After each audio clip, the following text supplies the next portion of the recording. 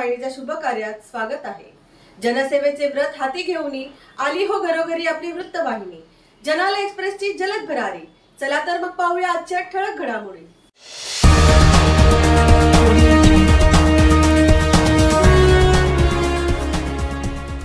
कल्याण पश्चिमेचा कायापालट होणार। महायुतीचे उमेदवार विश्वनाथ भोईर पुन्हा अधिक मताधिकाने 42,000हून अधिक मतांनी विश्वनाथ भोईर यांचा यशस्वीपणे विजय। ठाणे जिल्ह्यातील आणखी एक महत्त्वाची जागा असलेल्या कल्याण पश्चिम विधानसभा मतदारसंघात यंदा इतिहास घडला। शिवसेना, भाजप, राष्ट्रवादी, रिपाई महायुतीचे उमेदवार विश्वनाथ भोईर हे दुसऱ्यांदा बहुमताने निवडून आल्याने कल्याण पश्चिमेचा आता कायापालट होणार। महायुती उमेदवार विश्वनाथ भोईर यांनी 42,454 मतांनी आपल्या विजयाची भगवी पताका फडकावून धनुष्यबाण हाती कायम धरला आहे। कल्याणातील जनतेने विकास करणाऱ्या महायुतीच्या आणि तिच्या नेत्यांच्या पाठीशी उभे राहण्याचा निर्णय घेतल्यानेच कल्याण पश्चिमेत हा इतिहास घडल्याची प्रांजळ कबुली विश्वनाथ भोईर यांनी आपल्या विजयानंतर दिली। विश्वनाथ भोईर यांना 1,26,020 इतकी मते मिळाली आहेत।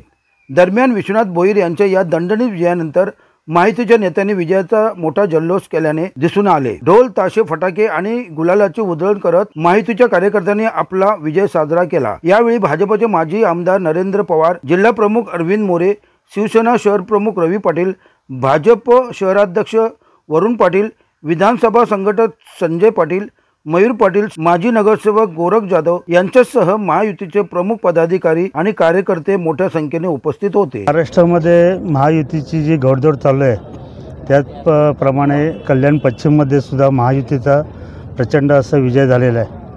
महायुतीचे सर्व कार्यकर्ते आणि मतदार राजा यांनी पुन्हा एक इतिहास घडवलेला आहे। कल्याणबद्दल असं बोललं जातं की जे आमदार एकदा होतात ते पुन्हा रिपीट होत नाहीत, परंतु महायुतीच्या सर्व कार्यकर्त्यांनी ते दाखवून दिलं आणि मतदार राजाने ते दाखवून दिलं की विकास करणारा व्यक्ती, विकास करणारी महायुती, विकास करणारे मुख्यमंत्री माननीय एकनाथजी शिंदे साहेब, उपमुख्यमंत्री देवेंद्र फडणवीस साहेब आणि उपमुख्यमंत्री अजितदादा पवार यांच्या जो महायुतीचं सरकार आहे, ज्या वेगवेगळ्या योजना महाराष्ट्रामध्ये राबवलेल्या गेलेल्या आहेत, ह्या सर्वाचा परिणाम म्हणजे कल्याण पश्चिममध्ये जो इतिहास घडलेला आहे की मागच्या वेळचे विश्वनाथ भोईर महायुतीच्या सर्व कार्यकर्त्यांनी मिळून पुन्हा एकदा त्यांना निवडून दिलेलं आहे।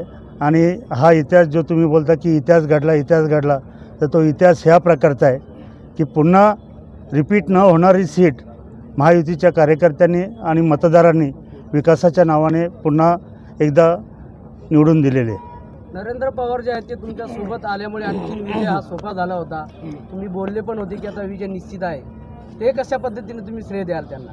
नाही, कसं आहे माहिती आहे का, जी मतं महायुतीची होती ती मतं विभागली गेली असती आणि मग त्याचा दुष्परिणाम झाला असता, परंतु नरेंद्र पवारांनी मोठं मन दाखवलं, वरुण पाटील यांनी दाखवलं, आमच्याच पक्षातील रवी पाटील असतील, मयूर पाटील असतील, अरविंद मोरे असतील आणि इतर जे इच्छुक होते ह्या सर्वांनी एकत्रितपणे मोठं मन करून ही एकच उमेदवार आपला महायुतीचा विश्वनाथ भोईरांच्या रूपाने आणि त्याला पूर्णपणे सहकार्य करून पूर्णपणे पाठिंबा देऊन महायुतीच्या कार्यकर्त्यांनी ज्या पद्धतीने काम केलं त्या कामाचा परिणाम म्हणजे मतदारांना जे आकर्षित केलं गेलं, मतदारांना जे पटवून दिलं गेलं की कल्याण पश्चिमचा विकास ही महायुती करू शकते, पर्यायाने महायुतीचे उमेदवार जे निवडून येतील आमदार म्हणून ते करू शकतात, हे जनतेने त्याच्यावरती विश्वास ठेवला।